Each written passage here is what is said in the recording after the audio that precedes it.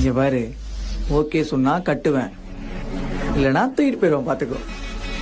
இப்படியே எங்க வேணா தூக்கிக்கிட்டு போ, என இன்ச்சு இன்ச்சா கைப்பிடிச்சு கூட்டிக்கிட்டு போ.